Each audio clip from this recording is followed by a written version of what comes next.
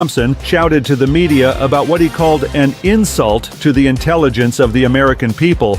The United States, Japan, and South Korea have raised concerns about recent actions by the Democratic People's Republic of Korea and the growing military ties between the DPRK and Russia, according to the U.S. State Department. In their discussions, officials addressed the escalating military collaboration between the DPRK and Russia. Representative Marjorie Taylor Greene revealed she was targeted by a bomb threat, adding her name to a growing list of U.S. politicians facing similar threats in recent weeks. New York City plans to shut down one of its largest migrant shelters within the next 2 months, Mayor Eric Adams announced. Thanks to our effective management strategies, we've turned the corner, Mayor Adams said, noting that the closures highlight the city's progress in handling the crisis.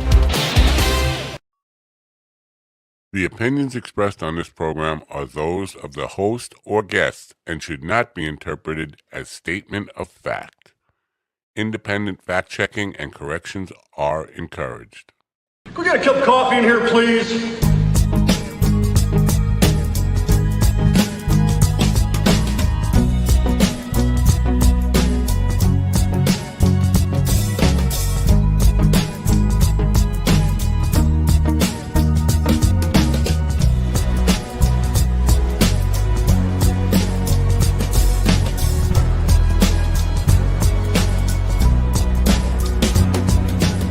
Damn good coffee and hot.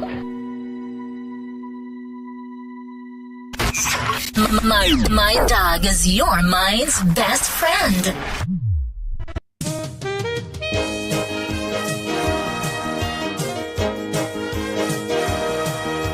My dog is your mind's best friend. One of these Wake days, up, Dallas. America. You've got a dog that needs walking. That's right, sunshine. Just put on a big pot of strong coffee and get ready to type your little hate mail with your opinions about kumbaya and flat earth insanity. Stand-up comedy? You want stand-up comedy? Well, we've got sit-down comedy. It's time for Coffee with a Dog. You make me laugh.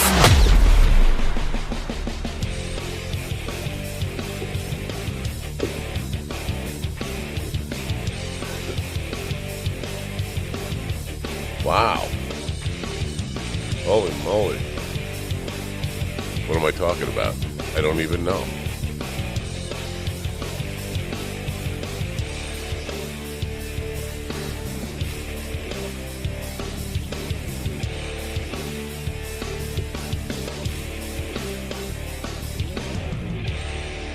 Good morning, folks. It is Thursday, right? Yeah, it's Thursday, December 12th, 2024. Not too bad a day out here in New York. As far as Decembers go, it's a long December, and there's reason to believe maybe next year, never mind. Anyway, didn't sleep again. Insomnia. Insomnia is really, it's going to do me in. And not soon enough. That's the problem. Not soon enough.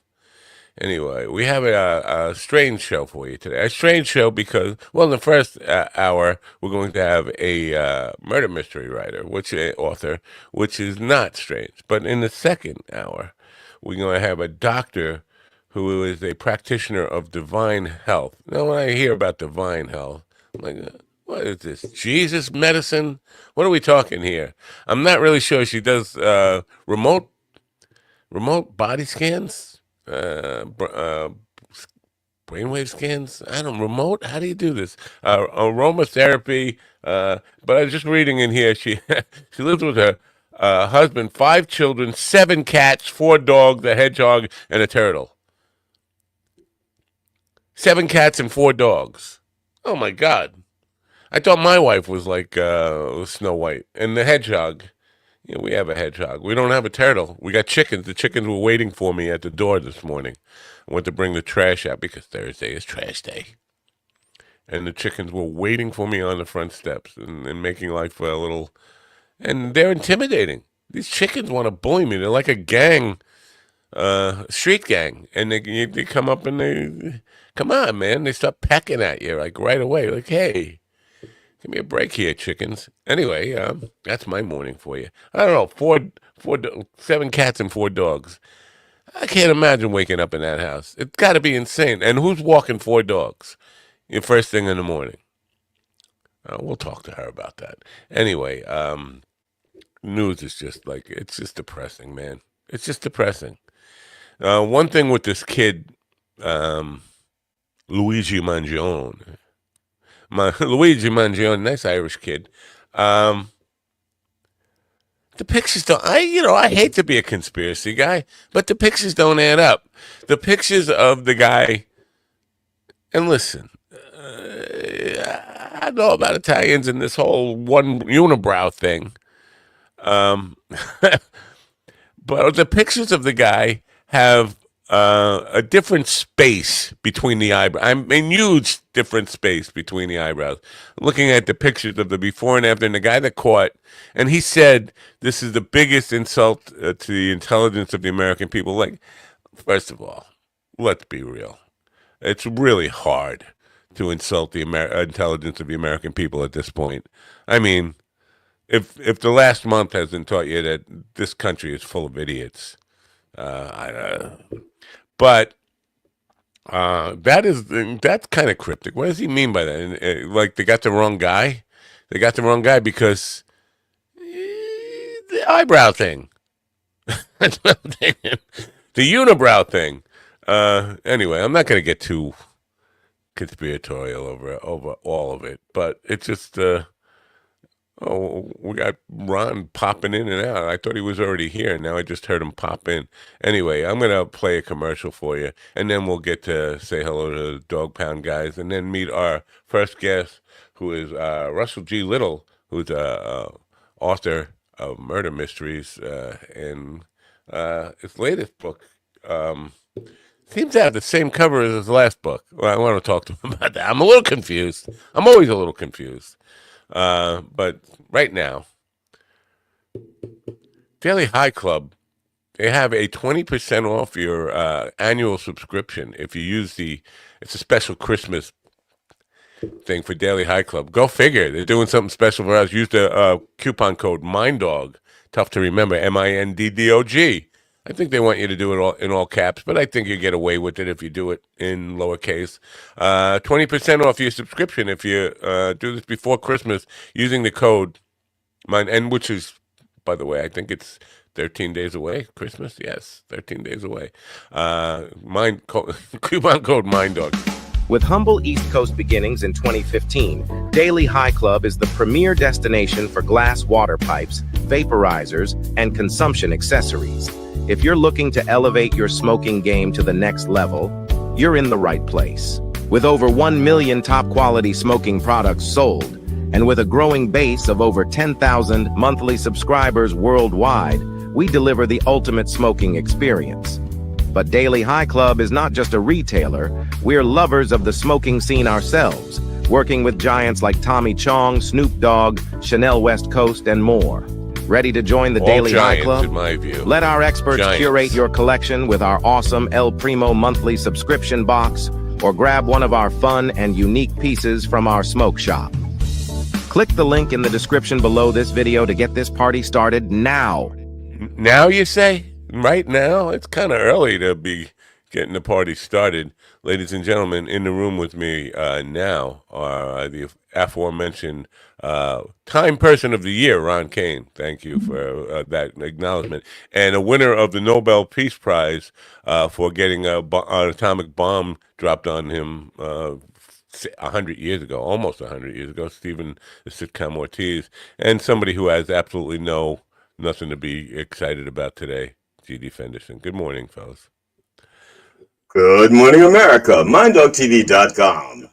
You know, today is December 12th, and that makes it the Feast of Our Lady of Guadalupe Day. That's right. We've been feasting. Easy for you to say. Technically, it's leftovers because the feast was originally in 1531. It's a long feast, and she's very chewy and sinewy. Wow. Also, it is National Ding-a-ling Day. Thank you, Chuck Berry and Dean Martin, for the ding-a-lings. What? Yes, Ding-a-ling Day. It is also Bonzer Bottler Day. Now, not to be confused with Bronzer Bottler Day, which would be Trump's birthday. This is Bonza Bottler Day. So I don't know what that means. I didn't look it up. And last but not least, actually there are other days, but I'm only going to do 4 because that's as I can count. I thought you already did like 100. Today is National 12-Hour Fresh Breath Day, which expires in a couple more hours because it started at midnight. Fresh Breath Day? Fresh Breath Day, 12 hours. 12 Mine expired. Mine expired a half hour ago. 12-hour Fresh Breath Day. Celebrate by keeping your breath fresh for 12 hours. I smell like stale coffee. Yeah, thank you. Yes, MindDogTV.com. Enjoy the suffering and support your local mercenaries. Yeah, and get your Christmas shopping done. Listen, go to Daily High Club and buy a bong. No, you get 20% off the box, the subscription box, which comes monthly, by the way. Do that because I want money. That's what I want money. Yeah. Well, today is also Natural Neutrality. Today is also National Day of Neutrality, but I didn't want to get involved in that one.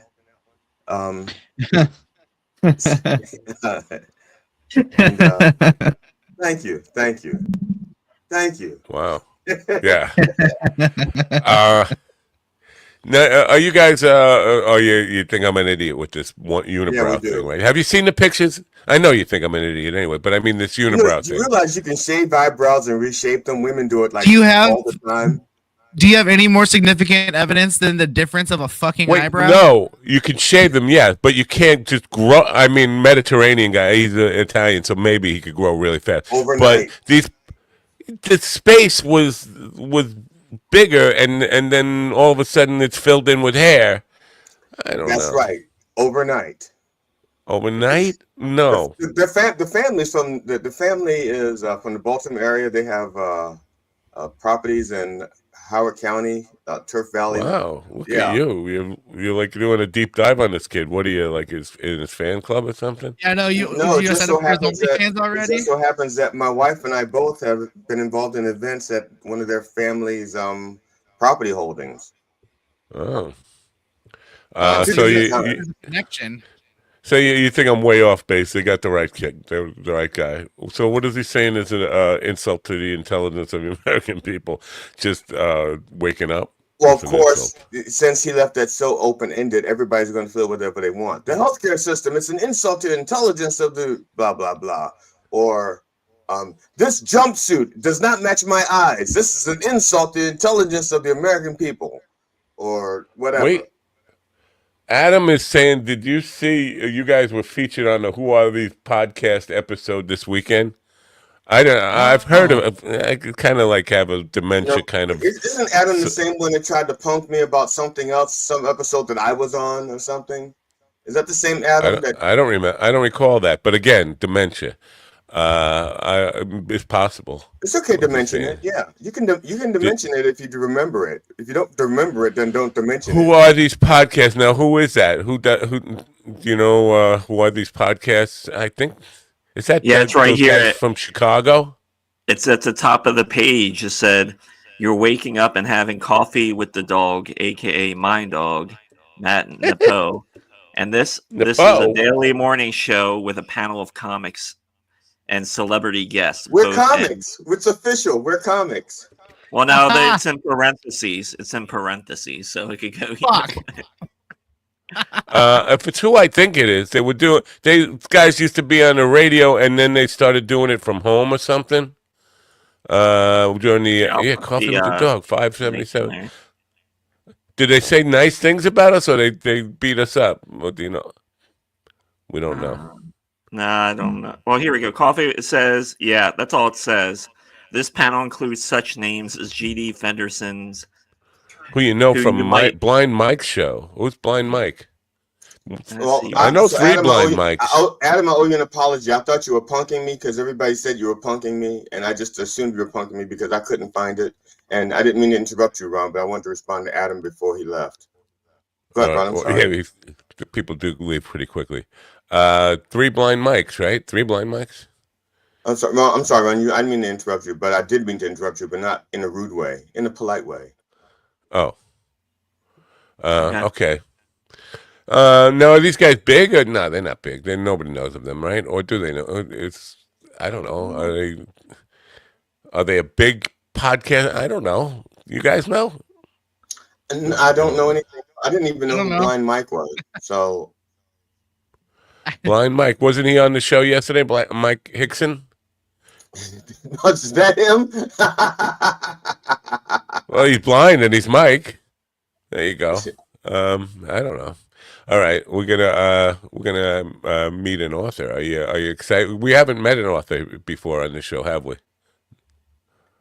Boy, it got on quiet. this show, not today. Not. I think this will be our first author today.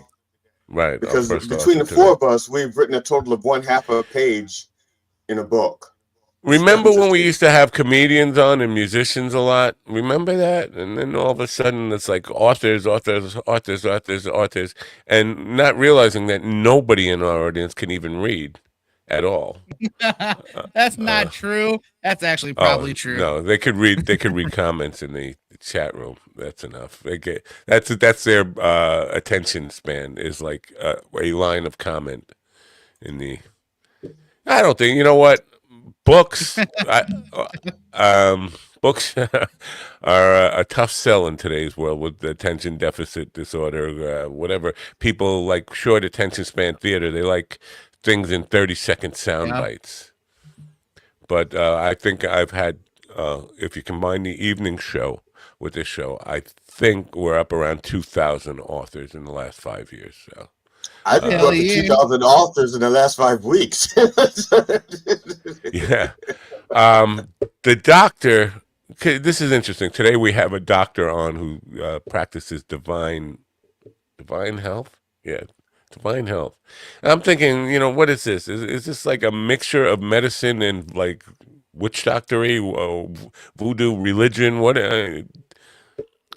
Maybe she has homeopathic remedies and she just prays, not Prays, maybe Prays or Preys on those less fortunate. I don't know. You know what? For you? Yeah. But I do have one thing. You asked who walks 4 dogs in the morning. Nobody. 4 dogs walk you. That's a good point. But I do walk one dog. And you got to go behind. This didn't used to be the case. Like, I'm old enough to remember when you had a big yard, you just let the dog go out and take a shit in the backyard and then come back in the house. Right, yeah. But now you have to follow it around with a bag. Now 4 bags of, and they don't all go at the same time, right? So it's like, follow one now. I got a bag. You could have synchronized shitting. Synchronized pooping? Yeah, it's an Olympic event. Well, That's like an Olympic sport. Listen, if women can synchronize their menstrual cycles, there's no reason anyone else can't synchronize any other bodily function, including pooping.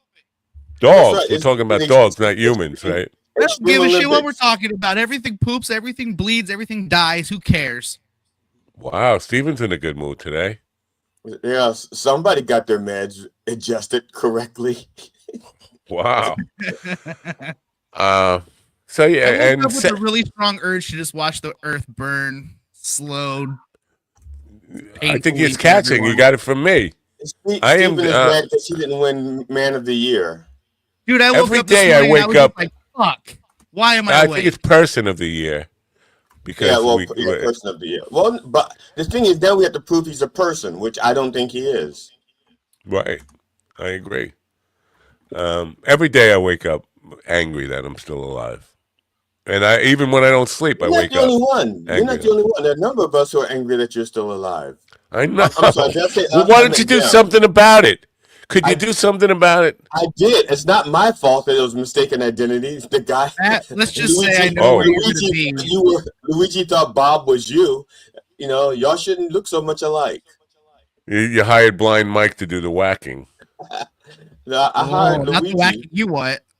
I know I have doppelgangers out there, but they don't really look that close. I mean, I'm pretty easy to spot. Just sneak up behind me, put a couple in the brain. They sneak up behind you, and it could be anybody. Right. Yeah. Especially when your eyebrows are like blocking your vision. Now, before we get to the guest here, I just want to say, yesterday in the news, this thing kind of just slipped by me, but the Nobel Peace Prize used to be for doing something related to peace in the world, right? Right? Right. Didn't it? PIEC. How does being a kid when they dropped atomic bombs qualify you for a Nobel Peace? Because that's who they gave it to. Because he didn't strike first. He was being peaceful. He was attacked. The kid was attacked. He did not. He was, he was peaceful. So they didn't do anything to create peace in any way at all, though. They just they were infants and they didn't get melted. Congratulations. He could have escalated the war and retaliated, but instead he chose a path of peace, and therefore could have retaliated. Why? Does everybody have if everybody had access to an atom bomb, don't you think I would have got one and used it now, like a Hiroshima or Nagasaki type of bomb? You don't think I would? We just had an atom bomb this morning. Adam just told us that we were on the Who Are These Podcast People. I think that's a significant bomb that Adam dropped on us. Yeah, no, I got to find out what these people are saying about us, and particularly. I know that's kind of kind of itching. It's kind of. Ron was trying to tell us before y'all interrupted him. Ron was trying to tell us what it said before y'all interrupted him. I saw. I read what Ron was reading, and it doesn't say what they said about us. Yeah, it's it's nothing. And the only one of us three that it mentions in the description besides Matt is GD. They mentioned 3 comics. They mentioned the one that's not a comic but a humorist. Who's that? That's true. Bullshit. So they really weren't watching the show. They really weren't. So they weren't watching, just reporting. Yeah. All right. Russell G. Little. Oh, wow. It's easy for me to say. You okay? Is a writer and practicing divorce attorney, in case you guys are interested. Oh, you probably... not yet. You can't afford him anday. Murder for Me is a fictionalized compilation of many people he's encountered over his lifetime in a 32-year career. His most recent book before that was Murder by Storm, and it looks like it's got the same cover as Murder for Me. Anyway, he's here now, and Ron is stealing my spot. Good morning, Russell. Good morning. You don't need to interview comedians. You're the comedians. I am? Yes, you guys are funny. I got to tell you, I can tell you what they were saying about you too, the podcast. Okay. And that is, over the last 6 months, I've been around a lot of podcasts because I've been trying to promote these books. And this was the most fun podcast I've been on in 6 months. Wow, you say you that? Guys are great. Wait, you enjoying the suffering. You don't know how bad it's going to get, so I'm cool. Reserve judgment. Last time we talked about divorce. Now I have a question for you, Russell, because you're talking about divorce. You also have this murder for me. Now, according to my wife, and she's a very wise woman. That's why I married her. But she says that there's a reason why God invented divorce attorneys and shallow graves, but she didn't tell me what the reason was. I was hoping you could tell me. Well, I can tell you that is a part of being a divorce attorney. I once had windows in my office that was on the first floor of the building at that time shot. So I had bullet holes in there. Wow. And instead of having them fixed, I got the landlord to put that epoxy stuff and just seal them because I wanted my new clients when they came in for interviews to see that their lawyer was someone that people would shoot at. They wanted that. So now were you being shot at by people who you wiped out their life savings and gave it to the spouse, or were you shot at by the people who wanted you to wipe out the life savings of the ex-spouse? Well, the truth is, it was probably just some kids driving by at night. But I never explained any of that because I wanted my clients to think, wow, this guy's so tough that the exes are shooting at him. So wow. Do the divorces you handle, do any of them without naming like specifics inspire some of the murder stories in the book? Absolutely. In the books? Yes. Absolutely, because this is the way it is. So you go through life, you have to where you meet a few, three, five, seven people in your life that are completely different than everyone else, and you remember the little details about them. Well, for me, that over the long term, I had to write about these people. And this is the story, uh, first Murder for Me and then Murder by Storm. This is the story that these characters uh, congregated into. It's like the psychopath that I'm dealing with in these books is grouping of the two psychopaths I've had to deal with in my life. Wow. And I got to tell you, they are different. They're like a different species. They're like wolves, and the rest of us are sheep. They're motivated differently. They do stuff differently, and their defects are different and funny sometimes. Wow. Now, without like revealing any client information, possibly has somebody ever come to you like before, like planning a divorce? The other person, they haven't served papers yet, but they have. Has anybody ever said like, yeah, can I get rid of them some other way? Is it cheaper to just have a whacked? No, it's way more expensive. This is Really? what I have two things to say. First, you were talking about the current matter in New York and what he said. Yeah. And I got to tell you, uh, coming across many of these people over the course of my practice of law, and it's 41 years, not 32 now, Wow. uh, it is that you can't take these people are in such a different world than the real world that the rest of us are in that there's no telling what he meant, or he might not have known what he meant at the time. Right.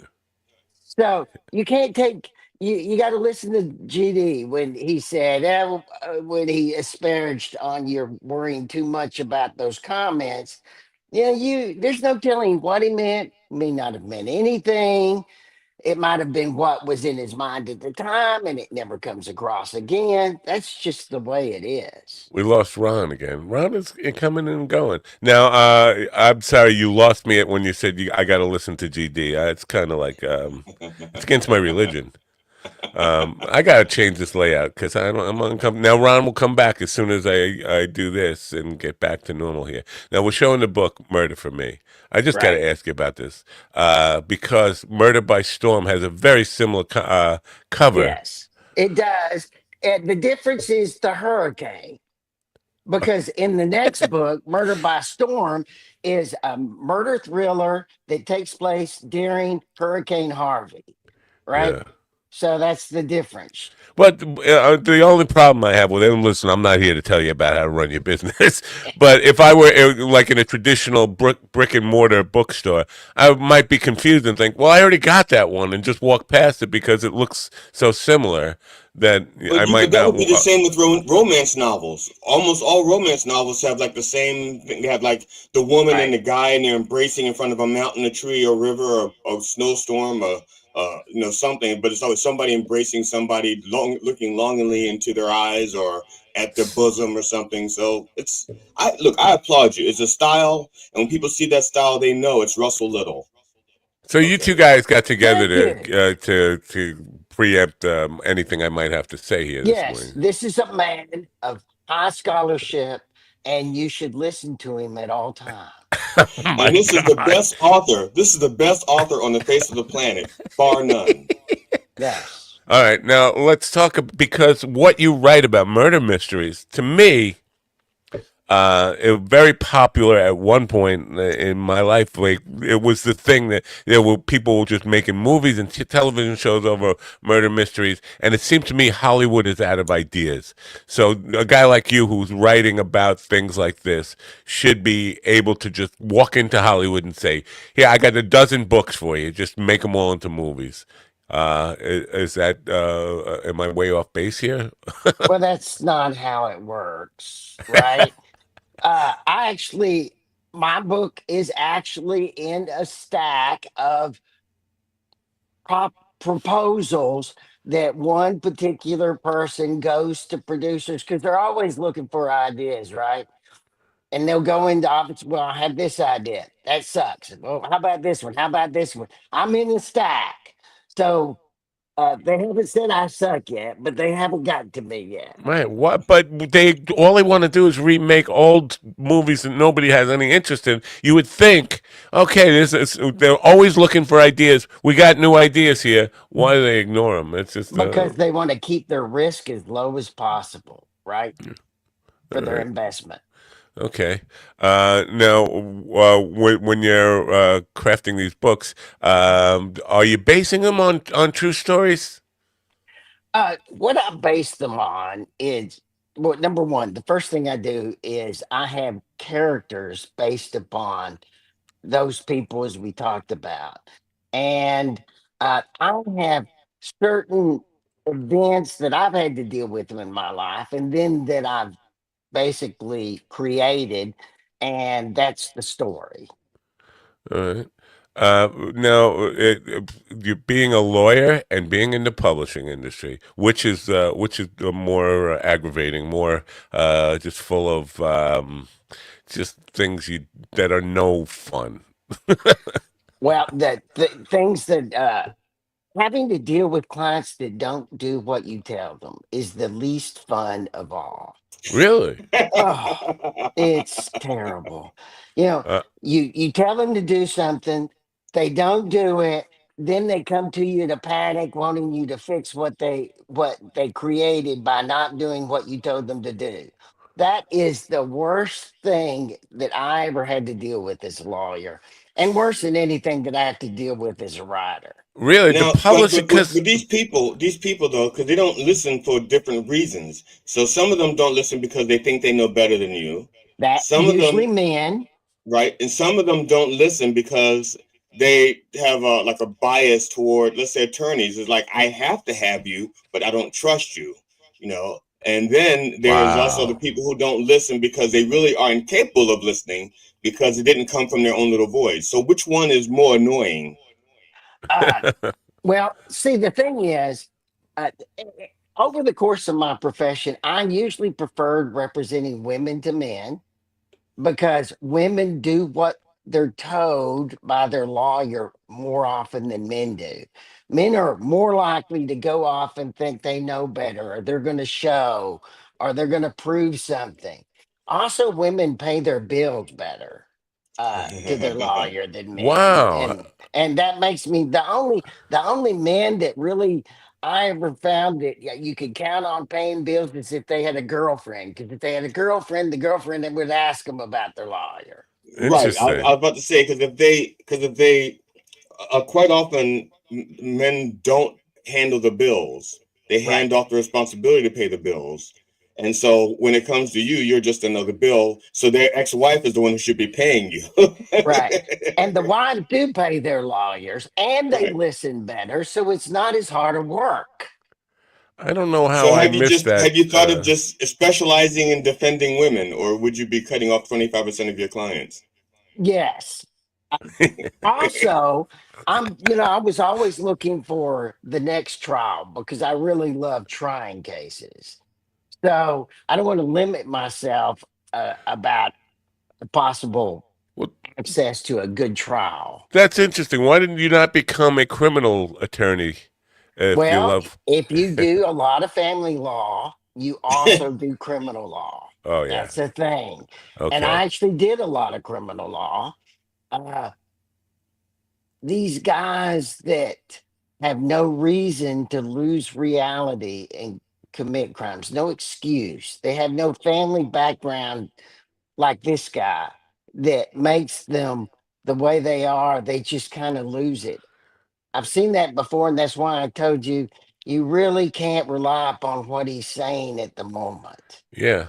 It's just And this strange guy's to. going to be real easy to get off. I can tell you, this Well, is one going of to the be things a I long noticed 2-year trial, and he's not going to be convicted. Well, one of the things I noticed about this guy was that his big thing is like he's an intolerable. Well, he's not saying this. He hasn't said. People are saying that he's an intolerable, a bunch of pain from the pins in his back. Right. But I didn't see him limping when he shot, and he's on that bike riding. You know, if I was in pain, I would be on an electric scooter, not a bicycle. You know, Well, and I that probably kind would. of pain can come and go. Oh, that's true. You That's true. can You could be all, yeah. completely debilitating for weeks, and then you can feel pretty good for a while. Uh, I have a wife with rheumatoid arthritis, and I can tell you, she can play pickleball and put me on the court floor playing well, and the next we can wake up and not be able to move all weekend. Yeah, But that's slightly different something about because whacking a CEO of a health insurance company can boost your adrenaline and make you not feel the pins in your back too. I mean, I've been there. Haven't we all been there where you just want to go to whack somebody and you get that adrenaline rush? well, I know I what got to That's tell me. you, I have. For 7 years I got by with no cartilage in my right knee while I was waiting for the insurance company to decide whether or not they were going to wow. accept my claim. And as a result, but I mean, but I could not. The pain never went away. I mean, it was always there. I had good pain days and bad pain days, but it never went away. You know, and believe me, I considered the We got small. I don't like yeah, being small. Yeah, it's better. You know what? We'll just keep messing around with the layout here. yeah. I don't like being small. I like being big. Uh, I have to be little. yeah, But that's a birthright. That's a birthright. now you flip your name around, and you were really good in the 50s, right? Yeah, my wife wanted to name our first son Richard. I was like, you can't do that to a kid. Yeah, Think what he'd be called in high school. It'd be awful. yeah. Um, Or so Stewart. You can't do that. You can't name him Stewart either. what I'm curious where your passion like because did you always want to be an author and you just became an attorney kind of because of I don't know because attorneys make more than authors or was the authorship something that hit you in the mid after you were already successful and you say I'm going to start writing a book and then became like bitten by the bug as they say in the comedy world and you just became just a prolific author after you were already an adult and established in the attorney business. No, always wanted to be both. I was raised in a blue collar family in Amarillo, Texas. That's the panhandle. Think of all the stereotypes you have in Texas flat, wind, nothing. That's where I was raised. Right. And practicing law, being a lawyer was like the pinnacle of escape for me out of the blue collar world that I was in. Right. And so that's what I first did. But I always wanted to be a writer.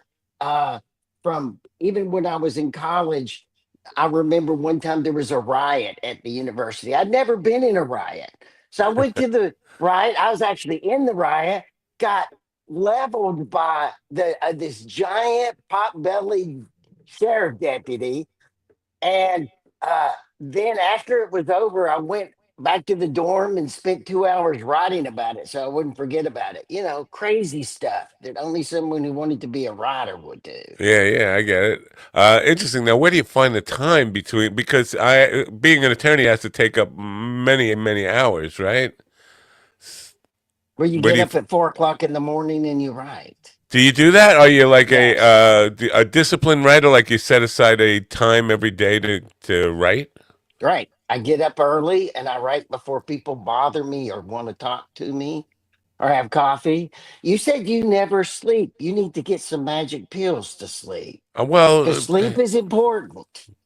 I But know I it get up is. at 4 o'clock and I write.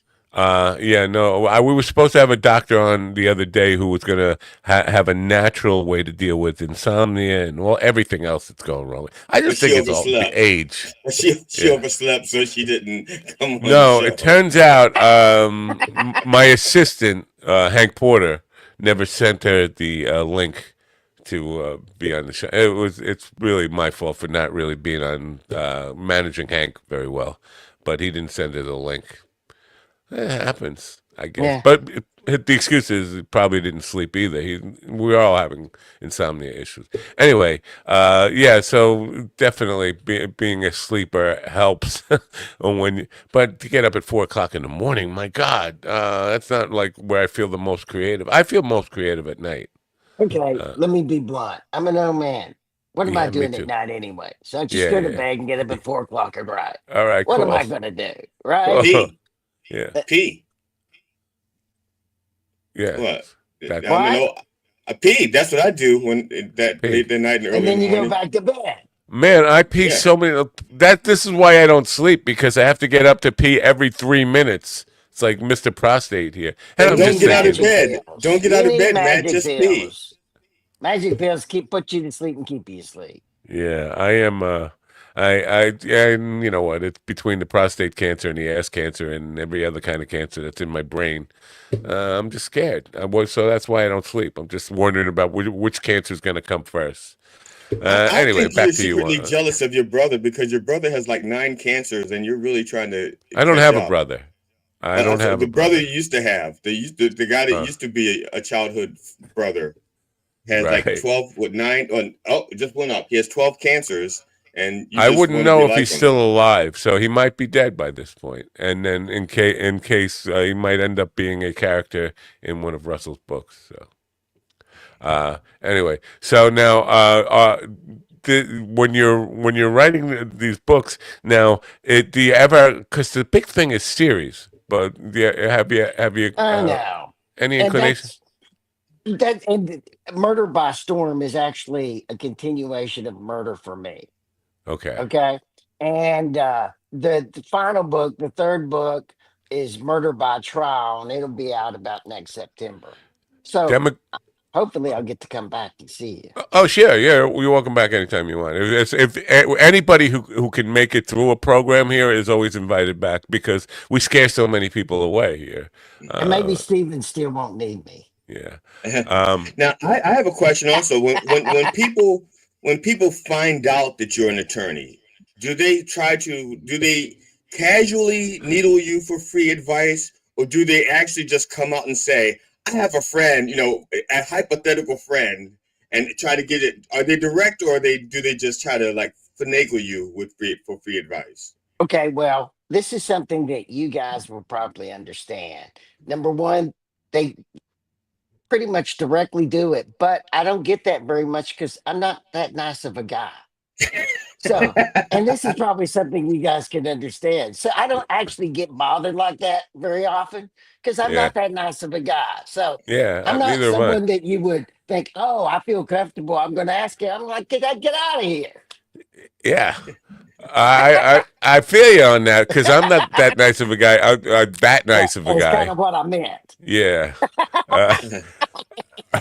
Who's the demographic for? Do you tell them? Do you say things like, "Look, you see those bullet holes? I was shooting at myself. That's how not nice I am." Oh, I used those bullet holes till I moved from that office building. I love those bullet holes.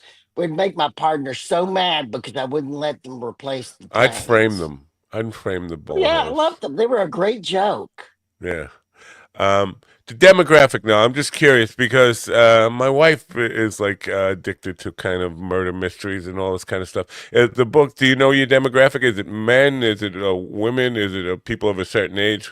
Who's your book's main target? Yeah. 80% of my readers are women, and about 70% is women over 30. Wow. You think that's because women secretly want to off their husbands? No, it's worse than that. They already have. Women are readers, men are stupid. Well, that's what it is. Men don't buy books, men don't read. Women buy books and women read. It's That's just that interesting. simple. Yeah, that is why I found a woman that doesn't like to read. Wow. Yeah, you're going to need me. You need to keep my number. So you go ahead and save it, and I'll be available. I didn't say she doesn't know how to read. She just doesn't like to read. There's a He's not. difference. He's not from Texas. That's right. You're not from Texas. That's right. You're not from Texas. Texas wants you anyway. I'm sorry. Now, on the other hand, fell into a little Lyle Lovett thing there. His wife may not read books, but she does read him the riot act every chance she gets. Yeah, it's because I talked about that before. I mean, I thought the interest in books had been waning as we get more authors, and the field gets just filled, saturated with authors. There's less and less interest in reading, and I think social media has a lot to do with that, and people just like not having the attention span for that. But you're saying it's mostly guys that's affected that males. No, I'm saying you're right. Okay. People aren't reading, but of those few that still are, 80% of the ones that read my book are women, and women nationally, like on Amazon, women buy 92% of the books that are purchased on Amazon. Women buy just about everything on Amazon, but women are the main buyers and the main readers of the books. And I can say this, that a big group of my books are one of multiple purchases. They'll buy 2 or 3 books in the same genre. Wow. With that being said, do you do book signings and stuff like that, and meet a lot of? I mean, to me that would be the most fun part of it, is having all women come up, can you sign my book, and it's be kind of like a kid in a candy store, like checking them all out. No, I'm not that guy. I'm not that guy. I'm more the algorithm. I know what the algorithm is. I know what I need to push on an algorithm. Wow. Because mathematically, personal appearances really is not where it's at anymore. Wow. It's on the internet, and it's how do you change the algorithm? Because there's a million books. You've said it yourself. How many authors have you seen in the last 6 weeks? Oh my God. 50? Yeah. So there's there's a million books out there, and nobody knows which books that they're interested in. You, as an author, you've got to find a way to get the attention of those people that would be interested in your book and actually be interested in buying it. And you don't do that by personal appearances. You do it by algorithms. I get it, but I think you are very rare in from my perspective of the guests we've had on this show, who is doing actual stories that I would be interested in, and that actually makes sense. Like murder mysteries are a story where we've had lots of people with fantasy romance, women making love to ghosts, or self-help books, and all that kind of stuff. I mean, this is kind of old school, but it's that's good in my view. That's a good thing, but not a lot of people crafting like really relatable human stories. It's either fantasy romance type stuff or self-help books, which we got most of the authors who come on. Not many people are writing like what you're writing, murder mysteries and things like this anymore. So to me, it's like that's a whole different ball game when you're writing fiction that could be believable in today's world. It's not a common thing. I mean, maybe I'm wrong about that. Maybe we're just not getting a lot of them. We're getting more of the self-help people. I think it's because more self-help is selling, right? Yeah. So that's the way people think they're going to find money. I actually had a story to tell, like Murder by Storm. One of the whole points is I've ridden out 5 hurricanes, and I wanted to write about the things that you can't believe when you see it, and you couldn't believe it unless you saw it. And I wanted to write about them and tell about them. Right. So I put my murder thrillers during the hurricane. Another part of that is during the last hurricane I went through, I kept thinking, wow, there's no cops around here. Wow, the police are busy. Or wow, one of the things about hurricane floodwaters, no DNA exists after floodwaters. All DNA is gone. There's all sorts of things like that that I, that makes it a way more interesting crime scene if there's a hurricane going on. I wanted to Yeah. write about that. Right. But you can't, from the premeditative standpoint, you can't actually plan on. Maybe you can. Maybe if you with a couple of because days' notice, there's a storm right. coming in, right? Hurricane Harvey, which is the hurricane I'm writing about. It Yeah. took it 2 weeks to get to Houston. Oh, 3 weeks. For two Wow. weeks, we knew it was coming. And All then it right. sat on top of Houston for 5 days. Wow. All right. So that's a he. Oh, a storm's coming. I could kill her and get away with it, and have all the So to evidence speak. washed away. Nice, nice. As long A as there's lot of no sex and video. As long as there's no video. So you guess you right. need to do it when the power is out. So the Well, cameras. that's interesting too. One of the things about Houston, it's not cameraed up the way New York City is. Oh. Right. Yeah. Because they were going to do it, and then Houston had a referendum and voted it out. Yeah. Yeah, Oh, but yeah. even You know still, what? when there's a storm, people are out there with their iPhones or their Androids because they want to catch the disasters. They're trying to catch the moment when the building collapses. They're There's trying to catch. groupings. Yes, there's Yeah. groupings of that, but there are not people from street to street like normal because people are hiding. Yeah. Um. We You know found what? this out. Yes. We had red light cameras here for 20 years, and they just decided to pull them out. And I was like, well, you know what? I don't get where I'm happy about it, but I don't understand where the incentive is for the county to just all of a sudden decide we don't need that red light revenue anymore. Like, Maybe it's they just a weren't weird getting the thing. revenue. Maybe they weren't getting as much revenue. Maybe it was like shipped out to a third party where they maintained the cameras. They collected the fees, and so the county was going like, wait a second. It would be better and cheaper in the long run if we just installed our own cameras and maintained it ourselves because they're getting all this money. Maybe that's So it. you said that you try not to think about conspiracies, but before when you were saying things, and my question to you is, do you really think they're going to turn those cameras off? Do you really think they're turned off? Well, no, that's kind of what I I'm was just thanking of. saying. I'm They just can saying. be I'm just still saying. used, maybe not for red lights, but for finding the guy who's like shooting an executive in the back and Right? running Because I've him. always wondered, are those Houston cameras, are they really turned off? Because they never took them down. Right. Yeah. Good point. Now, knowing that a big part of your demographic is women, you go out of your way to put like sex and romance in this stuff, or Okay, well, here's the thing. For each book I write, I have a new intellectual challenge that I'm trying to further myself. In Murder by Storm, really the challenge was I had so many questions after Murder for Me about the antagonist, which is Marilyn, this woman, that my challenge was to write in a excellent way from a woman's perspective. And it was hard work and it took me a long time to get right. And yes, one of the reasons I did that is because I had so many readers, especially women readers, that wanted to know, how did she do that to the men?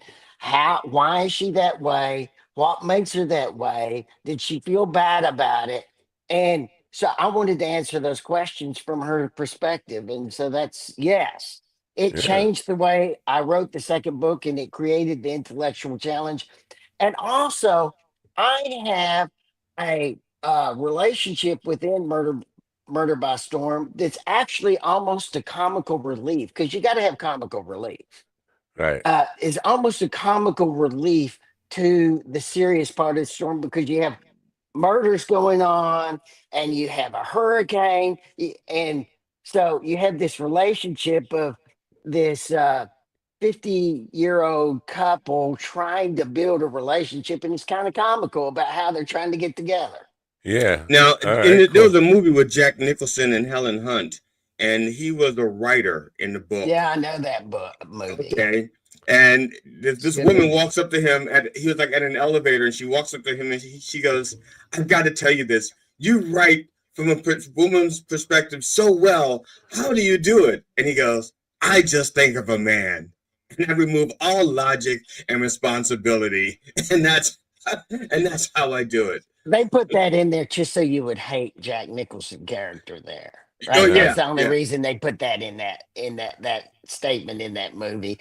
I No, don't I I don't need got to any tell help you, with that. as a man writing from a woman's perspective, I personally found it very, very challenging for the same reason that found I had so much fun and I was so good at being a divorce trial lawyer. And that's because have a low amount of empathy.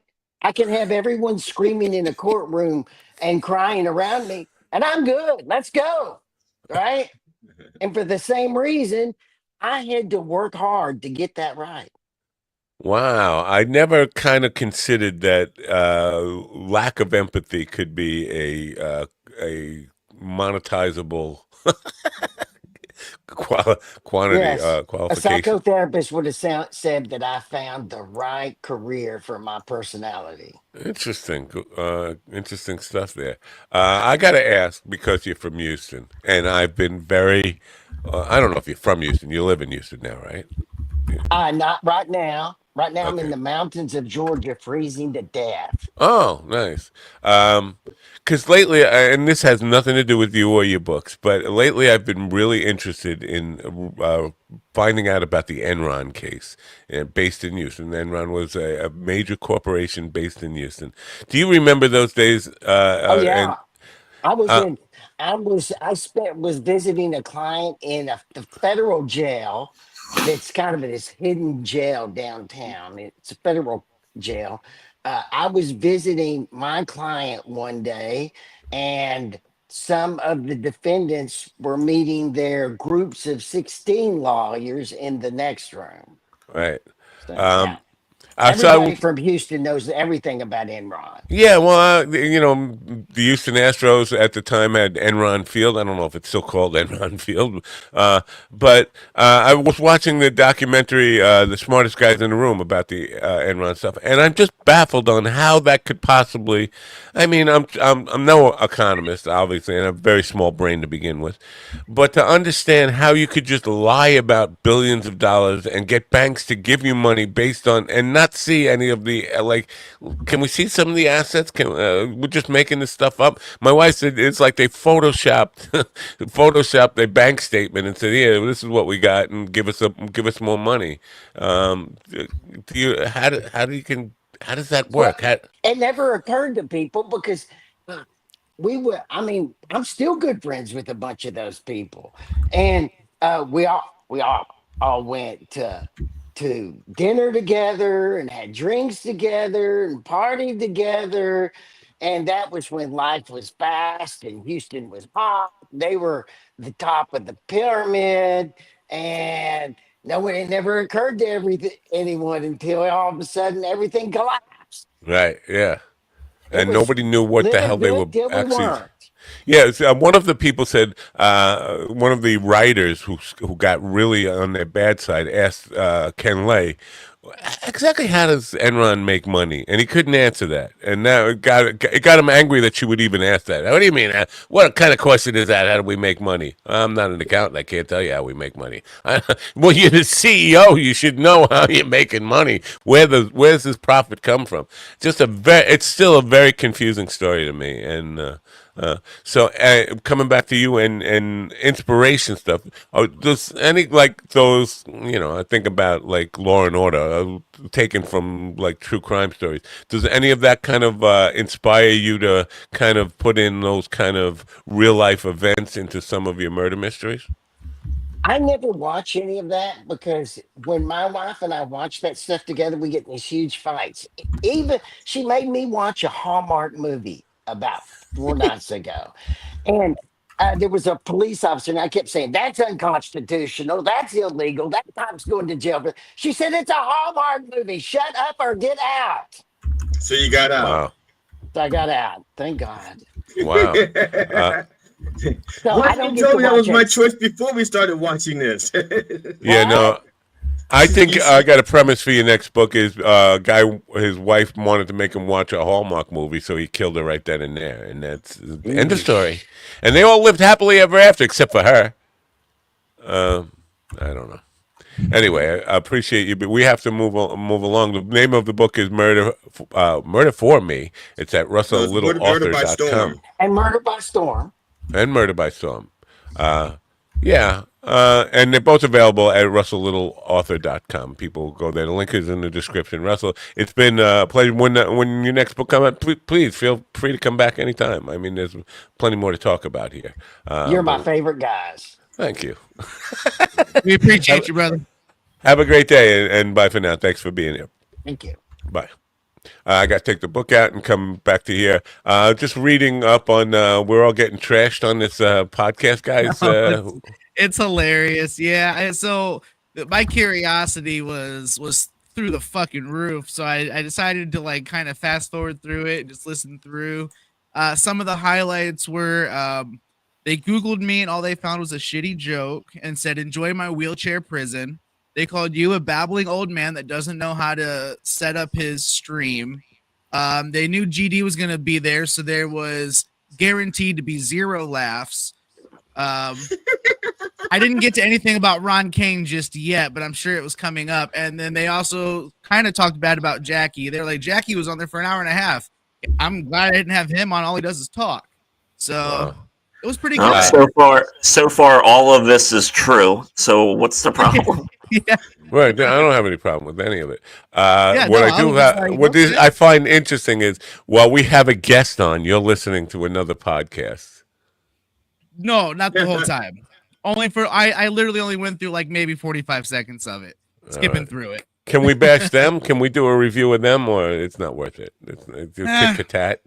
So first of all, there's probably no video, right? They're just a podcast, so they're too ugly. I didn't see video; it was just audio. But I mean, So what do you mean? I don't know how to set up my stream. Most people who come on here are really impressed with the way. You said the it's stream 2 looks. hours of you trying to figure out your layout. Well, no, it's not 2 hours of that. There's about 30 seconds of that every time we have to introduce a new guest. Right? Yeah. It's part of the fun, everybody, seeing Matt struggle with the layout.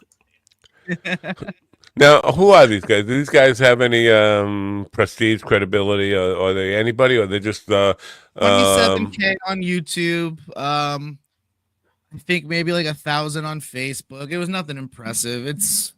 They're about our size. They're not any more impressive or less impressive, I guess. Yeah. I still think it's funny that now there's a whole subgenre of podcasts looking at podcasts. Yeah, podcasts that review podcasts. Yeah. Well, this is not a podcast, so fuck you. I don't belong in your dopey little podcast. We should start a podcast that reviews podcasts that reviews podcasts. Yeah, I review podcasts. We can call it podcast and review. Yeah, my son, he'll watch this one guy that does shit like that. This guy will like watch like Rogan or some shit, or he'll pull up something about Bill Burr because he's a big Bill Burr fan, and it's like, well, what he's trying to do here. And I can't watch that shit. Yeah, Bill. I just don't. Maybe you should just kill somebody, Bill. I have a question for you, real quick. There's a Jordan Peterson that's in the news dealing with, was it from the Trump cabinet? Let me see here. I think I wrote it down. I want to know if that's the same Jordan Peterson, because I don't know enough about Jordan Peterson. Damn it. Let's see. Jordan Peterson, RFK Jr., raw milk producer. Okay, so Jordan Peterson is promoting or endorsing RFK Jr. Is for what? He's endorsing what? Yeah, because is that the same Jordan Peterson? Is what I want to know. What do you mean? Endorsing him for what? How do we know that? Just by knowing that he's it's probably there's only one Jordan Peterson. There's only one Jordan Peterson. He's a postmodernist psychologist. I didn't hear his voice. And And I was going to research it. That's why my notes are so incomplete. But endorsing him for what? Like endorsing him for Brainworm of the Year cover? I think he should be on the cover of being able to do a good job for the HHS or whatever. All right, probably it's got to be the same. There's only one Jordan Peterson anybody would ever bother writing about, and it's make your bed, Jordan Peterson. I'm depressed. I'm hooked on pills, Jordan Peterson. I'm obsessed with women in high heels. Yes, Jordan Peterson is apparently behind RFK Jr.'s job application personality survey. Oh, that's it. It's a personality survey that Kennedy is using. John Beavers, which is not like John Otters or John Bears. John Beavers. They're trying to capitalize on your show. That's why you are big enough for them to comment on, which is not a bad thing. I think they probably just ran out of fucking people to bash, and they're like, we gotta find somebody. It's not necessarily big enough, just like you run out of things to talk about eventually. But still, F that podcast. Oh, I appreciate that, John.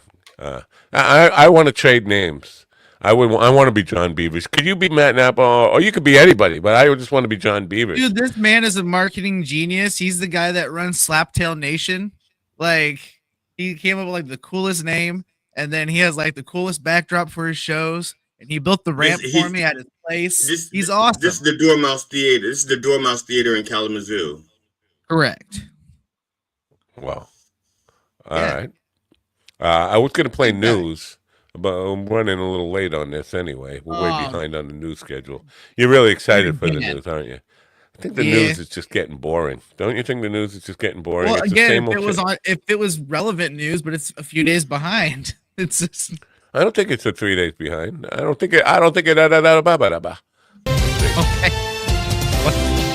Representative Marjorie Taylor Greene revealed she was targeted by a bomb threat, adding her name to a growing list of U.S. politicians facing similar threats in recent weeks. In an online statement, Greene, a Republican, shared that the Rome Police Department received an email claiming a pipe bomb had been planted in her mailbox. According to Greene, the email warned the bomb was set to detonate over the weekend or the next time the mailbox was opened. Kyle Norris reported. The United States, Japan, and South Korea have raised concerns about recent actions by the Democratic People's Republic of Korea and the growing military ties between the DPRK and Russia, according to the U.S. State Department. In their discussions, officials addressed the escalating military collaboration between the DPRK and Russia, as well as the DPRK's ongoing illicit weapons and ballistic missile programs. They described these activities as highly destabilizing and a serious threat to both regional and global security. Benjamin Wright reporting. Luigi Mangione, accused of fatally shooting United Healthcare CEO Brian Thompson, shouted to the media about what he called an insult to the intelligence of the American people. You can't insult the intelligence of the American people. Appeared in court for an extradition hearing tied to Thompson's December 4th murder outside a Midtown Manhattan hotel. He has constitutional rights, and that's what he's exercising, said his attorney, Thomas Dickey. During the hearing, Mangione attempted to interrupt as Dickey argued for his release on bail. Lawrence Keller reported. All right, I just changed my name. I don't want to be John Beavers anymore. I want to be Tom Dickey. This is the I want to be Tom Dickey Harry. If you were Dickie Beavers. That'll make him a hermaphrodite. A federal judge has issued a temporary block on the planned merger between supermarket chains Kroger and Albertsons, a move that could jeopardize the deal. U.S. District Court Judge Adrienne Nelson delivered the ruling Tuesday after a 3-week hearing in Portland, Oregon. The proposed $24.6 billion merger, which would create the largest grocery chain in U.S. history, was challenged earlier this year by the Federal Trade Commission, which argued the deal should be paused until its implications could be fully reviewed. Jessica Oakley reporting. He invented the word groceries. Nobody ever said it metropolitan area are investigating a surge in burglaries targeting Asian homes, businesses, and places of worship. This year, there have been roughly 100 burglaries reported at Asian residences statewide, according to Denver's ABC affiliate KMGH-TV. Douglas County, located south of Denver, reported about 14 incidents involving the homes of Asian business owners since the start of the year, according to the sheriff's office. Liam White reporting. New York City plans to shut down one of its largest migrant shelters within the next 2 months, Mayor Eric Adams announced announced, "Thanks to our effective management strategies, we've turned the corner," Mayor Adams said, noting that the closures highlight the city's progress in handling the crisis. He added, "The number of asylum seekers in city shelters has declined for 22 consecutive weeks." Kevin Sanders reporting. It's that's the funny latest news headlines with Alan Edwards. How all the problems that were a big problem leading up to November 5th had just suddenly went away. Right after the election, like, people are spending money, record retail sales for Black Friday. Caravan just turned the other way. The immigration problem and asylum seekers just seem to 22 months. That seems to predate the election. It's like all these fears that they were fear mongering just seemed to not be real. It seemed like it was all bullshit. See, the biggest problem is we become like this echo chamber of falsehoods. First, it picks up the right-wing media picks up these things and they exaggerate them. They'll find like a tidbit of truth, exaggerate it, and it snowballs. Then the left-leaning side. Wait, when you say snowball, Ron gets a little excited. I'm sorry. He thinks about that little dog, that little white fluffy dog the neighbor has. So that's not what he was thinking about. And so the left-leaning media or the rest of the media that says, well, we don't want to look like we're being biased and ignoring these stories, so we will cover them as well. And also negativity cells, blood cells. So white blood cells or black blood cells? The white blood cells also, and the red blood cells, Cool. And the platelets, for that matter. You're an expert on this, and it's been a while for me, so let me ask you about this, because I have not sent a pipe bomb in quite a while now. But when you do this, are you supposed to tell people, like, when it's set to go off? Or I thought it was supposed to be a surprise. I didn't know. Yeah, like, or trigger it, like when you open the box, it goes off. I mean, you don't say it's on a timer and it's going to go off Wednesday at 12 o'clock, so think don't about be home. it. If Michael Corleone would have known ahead of time that there was going to be an explosive in his car, he would not have let his girlfriend. He did, but not with enough advance. No, like he figured, Fabio, where you going, Fabio? Or Luigi Mangione? He didn't get a letter, an email. Right. No, an email. That's because those are real bombs. Those are real bombs that people really intended to go off. In a world where you don't really have a bomb, but you just want the attention from the bomb, you send a letter. Dear police officers, we have placed a bomb in the mailbox of some idiot bleach bomb. What is it? Built body bleach bomb. Spit it out. I'm trying to remember what the congresswoman called. No, I think you just had a bunch of cum in your mouth, and I'm just saying, spit it out. Well, it wouldn't be a bunch because I'm very old. I'm 65. I don't have that much. I don't think cum comes in bunches. It comes in like gallons. And ounces, I don't know.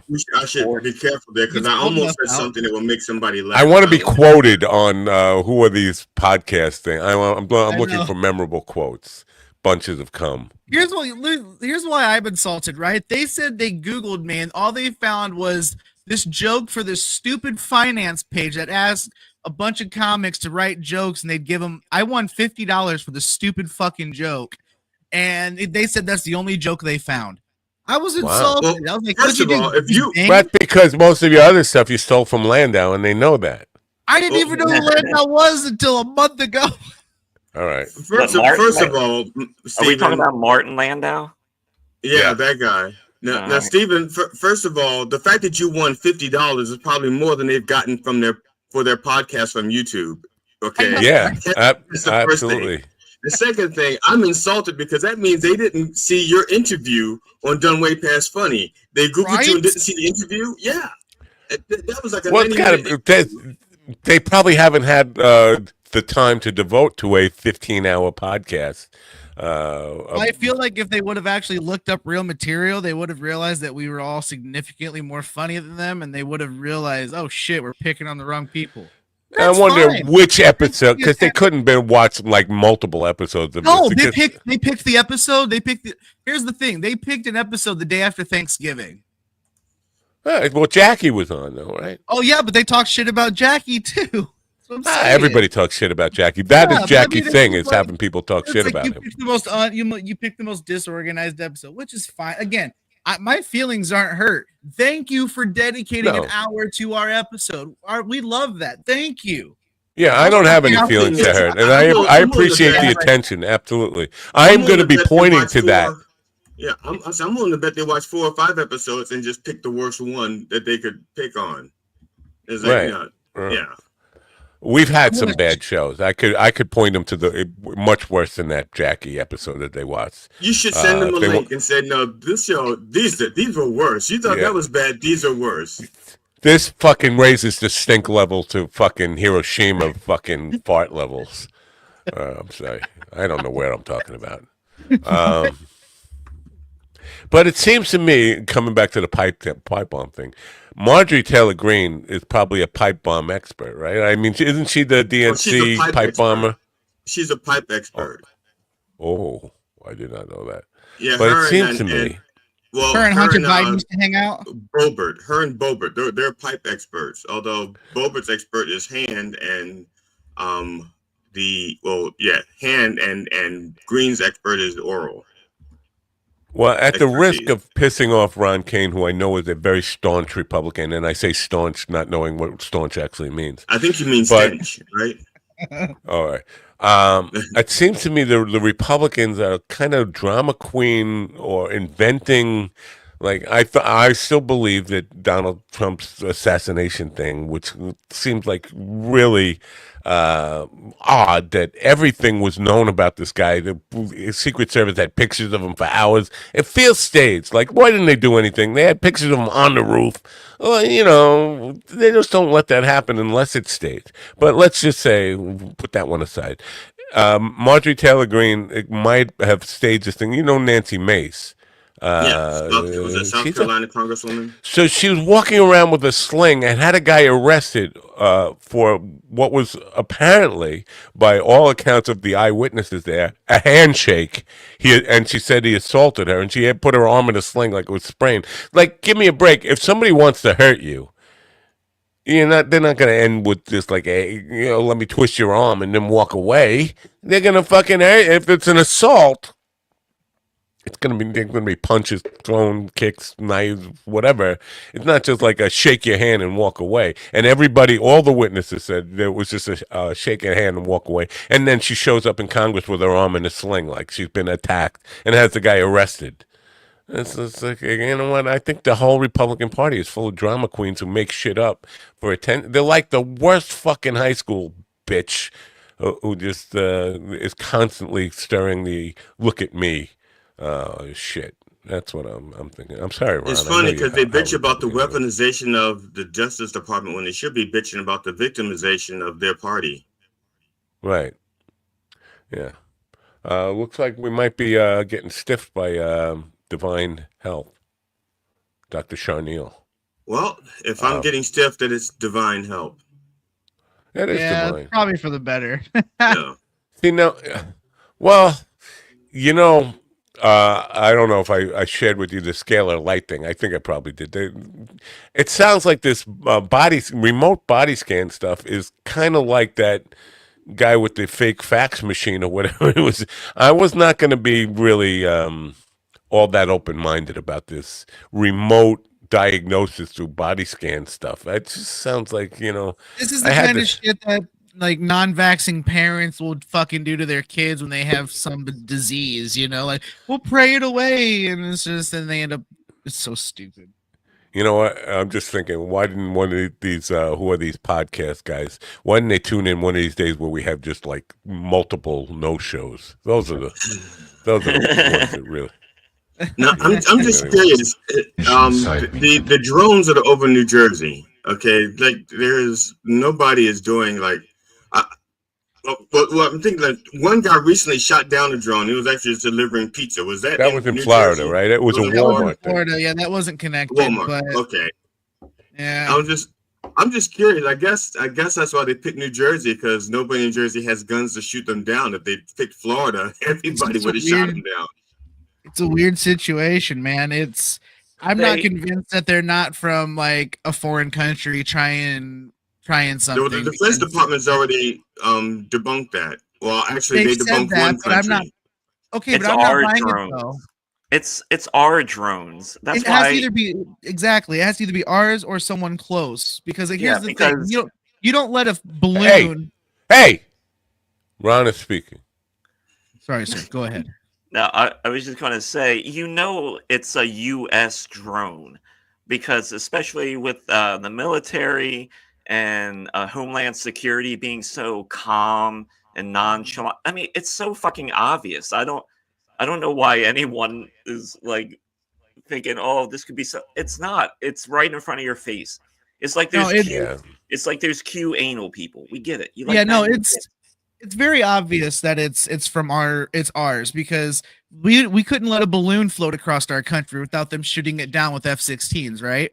If we can't let a weather balloon with a possible recording equipment go, we're gonna let drones fly over our cities and also going over military sites. It's also happening in the UK as well. So it feels like we're all just playing around with our own technology, is what it sounds like. Because the U.S. military is involved with the ones in the U.K. as well. So it feels like it's our shit. And they're just not wanting to say it. Uh-huh. All right. Fucking now, crazy. The ones in the U.K., we know they're ours because we said they're ours? No, because they're also being followed around by U.S. military as well as U.K. military. They're being followed like they are here by our own choppers. They're just following them over there, too. Okay. They're identical to the drones here. Identical.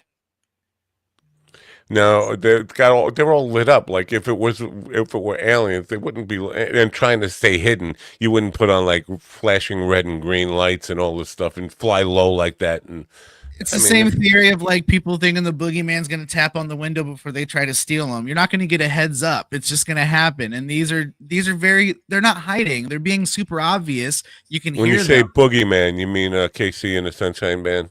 Exactly. But I don't even know who that is, honestly. But they did announce that they were coming. They did it. The Casey, that boogeyman did announce it. They put it in the song, and it means that people know that the boogeyman is coming.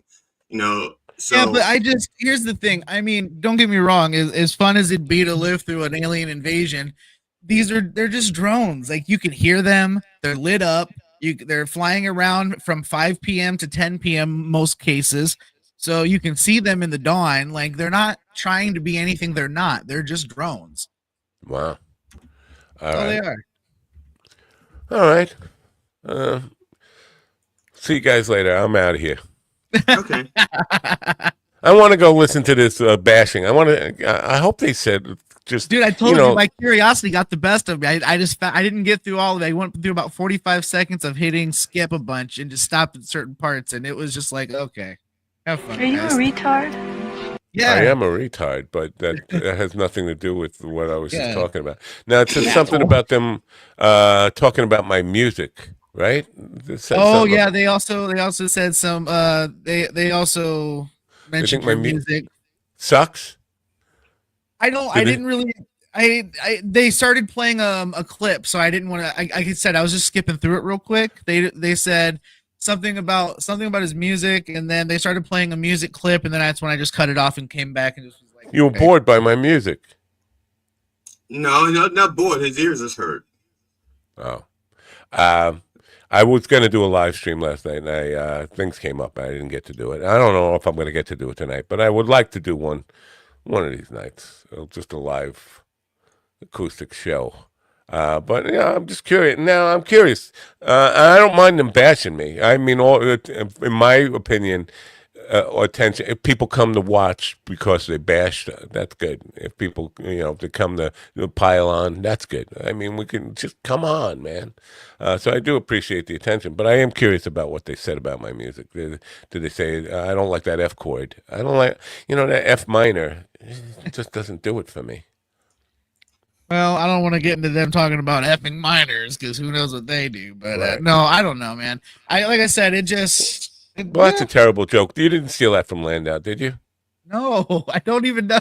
I didn't even know Landau had a first name until you said it. Where is Ian, by the way? Ian's favorite comedian is Dave Landau. Dan Landau. I don't know who Dan Landau is. Dave, I thought you said Martin. Dan. Dave. No, Martin was from Mission Impossible. See, I don't know. And he wasn't Martin Landau. It's like some. Wasn't he a vampire in something, Martin Landau or something? Could have been, but he was also in Space 1999, I think, and he was married to Barbara Bain, I believe. Oh, yeah. So I don't know. We lost both Ian and Matt Timney at the same time. Again. And Ron. See, this is weird, right? Ron's not here? That's Ron. Isn't he cheese? Isn't he Swiss cheese? That's why he shaved. I didn't recognize him since he shaved. All right. I'm going to go check my email, see if Dr. Charneil wrote in. You guys talk amongst yourselves. You can talk about anything you like. See if Hank Porter sent her the wrong login information or whatever you call that I'm pretty sure she has the right log. But I meant to get in touch with StreamYard. They've been, according to two different people, asking people to create an account before logging in, which is very suspicious to me. It's like, StreamYard, dude, that's not right. That's not the right way to treat people. We don't want our guests to have to feel obligated to create an account just to log in.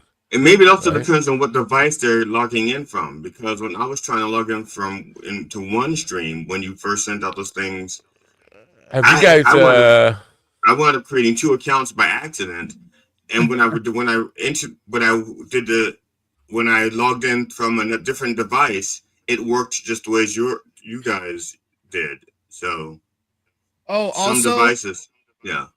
Also, by the way, we also have no chemistry. That one made me giggle. We have no chemistry? Yeah, it made me giggle because our guest today just said how much he loved coming in and how fun we were.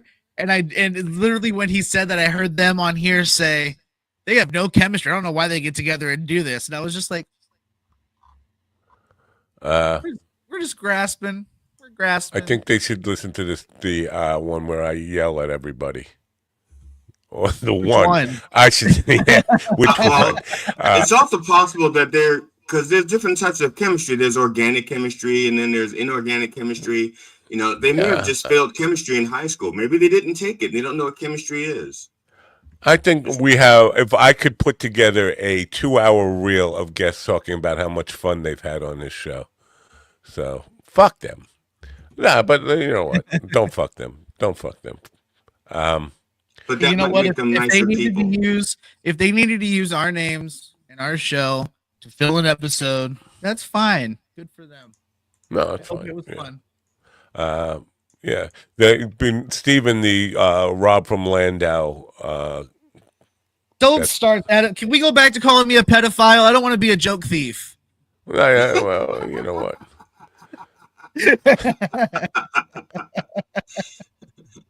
I'd rather be a P. Diddy than a Robin Williams. Yeah, right. Come on, man. You know what? I was thinking about the Rogan Mencia thing. And in that, when the confrontation between Rogan and pedophiles. Well, both really. But because in that confrontation at the Comedy Store when Rogan attacked Mencia on stage and called him a joke thief and all that stuff, Mencia said, "You're not even a comedian," and Rogan went, "Am I a comedian?" And like 3 people in the audience applauded. Yeah, you are. But there were more than 3 people there, and they were there to see Carlos Mencia. So he didn't get a lot of validation, but he was acting like, "Yeah, see, I'm a comedian." 3 people clapped. Well, I think everyone there was. I've seen that video. I think everyone was just really uncomfortable. Yeah.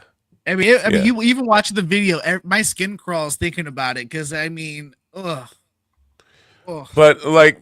Because I'm thinking about it, and that was validation at that point. Now, I'm not a Mencia fan, and I definitely appreciated that he got called out for being a joke thief. But he was not wrong about, you're not even a comedian, because at that time, I think he was mostly known for being on news radio and Fear Factor. Those were that was Rogan's claim to fame. Now it's become... where people, and this is where this was in my mind, because Kyle Kalinske, who was a guest on there, has been calling Rogan out a lot, but he's not a comedian. I think there are a lot of comedians who are afraid to be critical of Rogan because he's become this Oprah-like figure who can make or break your career. And I want to get on that show. It's important for me as a comedian to get on that show and all that stuff. So they're afraid to be critical of Rogan or even talk about just what a fucking dipshit he is. So I'm not afraid to say it. I just don't watch him enough to I wasn't talking about you. I'm just talking about the people who are kowtow to him, the people who are afraid to call him out for what he's doing. Because Kyle is right. He's more like Rush Limbaugh than he is like George Carlin. If you talk, talking about Rogan, I mean, he's the kind of guy who has just become a political Republican pundit rather than a comedian at all. He's not a guy who who calls politicians out on stuff. He's looking to buddy up with them and do shows from Mar-a-Lago where Trump might just pop in. That's when my like, because I was never really a fan of his comedy, but I enjoyed his podcast overall. But once he started taking sides like that, like it got gross. Like it was, and then now. What do you mean taking sides? You mean politically? Yeah. Because the way he covers an issue is also taking sides. Whether he says no, I know, but I'm talking about when you go to his podcast and it turns into like just a circle jerk of guys just coming all over pictures of Trump. Like it's weird. Yeah. Well, that's what I'm saying. If they just let's say they're not talking about the orange blob per se, let's say they just talk about immigration. The way they talk about immigration lets you know which side they're on. If they're talking about the economy, once he started taking the sides, once he took sides politically, it did start trickling down into how he talked about things. Of course, like anything that you can put a political spin on, he's put that spin on, and it's turned into like another Fox News broadcast, basically. Yeah. Yeah, it does, because even when he's supposed to be a comic, and then he'll start talking about something. It's like, oh, like the left is always doing this to us, and they're always he's always still complaining about cancel culture. It's like, dude, shut the fuck up. You're getting $120 million. You're not fucking canceled. Yeah, no, he is mainstream media now. But the other part of this, where he talks about himself like he was like an elite comedian, like one of the top comedians, and he's always talking about writing, like he sits down and writes his bits, but his comedy is him laying on a bench making gorilla noises or acting like he's getting probed by animals. It's like, you're writing that down? You're writing lay on the bench and groan like a gorilla? That's writing?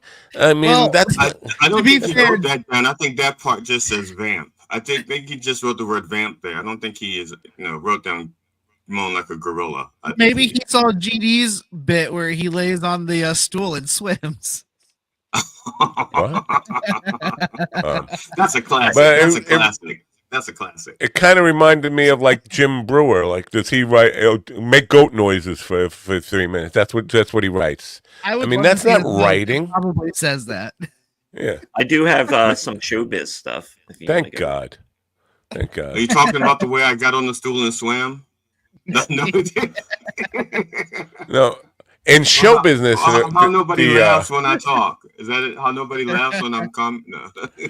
Well, Russell Little laughs when you talk. You're his favorite comedian. He's my favorite author.